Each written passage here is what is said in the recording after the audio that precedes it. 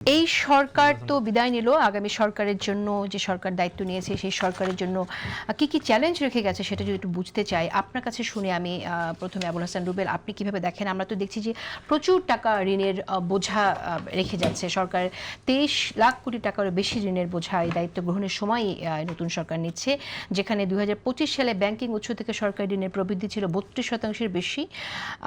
এটা তো আসলে অনেকে মনে করছে সরকার আসলে এই সরকার অর্থনৈতিক দিক থেকে অনেক বড় চ্যালেঞ্জের মুখে পড়বে। আপনার কি মনে হয়? হ্যাঁ, পড়বে। সরকারের সামনে অর্থনৈতিক চ্যালেঞ্জটা অনেক বড় এবং এই চ্যালেঞ্জটা আসলে সমস্ত দিক থেকে ব্যাংকিং খাতে আছে, ধরেন আপনি কর্মসংস্থানের একটা শ্রিঙ্ক হচ্ছে, বিনিয়োগ নাই, এই সমস্ত জায়গাতে মানে নতুন বিনিয়োগ নিয়ে আসা, তারপরে হচ্ছে বিদেশি বিনিয়োগও কিন্তু বাংলাদেশের থমকে আছে।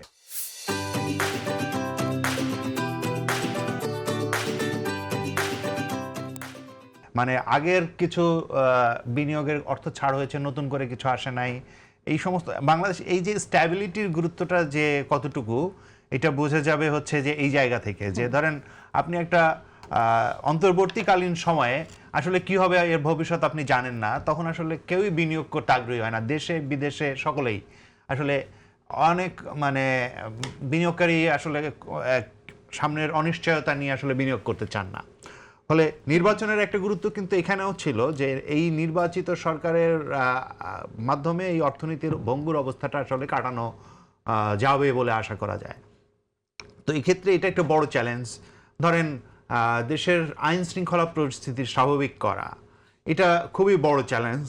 এবং খুবই বড় চ্যালেঞ্জ মানে হচ্ছে এই মানে পুলিশ বহু পালিয়ে গেছে, তারপরে সেগুলো এখনো কার্যকর হয়নি। মানে এক অর্থে কি বলা যায়, মিলিটারিকে দিয়ে মানে কোনোভাবে কাজ চালিয়ে যাওয়া হয়েছে, এরকম জায়গা তৈরি হয়ে আছে। ফলে এইটাকে অ্যাক্টিভ করা এবং আইন শৃঙ্খলা পরিস্থিতি স্বাভাবিক করা, দেশে মানে সাধারণভাবে যে সহিংসতার বিভিন্ন ধরনের ক্ষেত্র প্রস্তুত হয়ে আছে, এটা তো নির্বাচনের পরেও অনেকগুলো সহিংসতার ঘটনা ঘটেছে, দেখেছেন।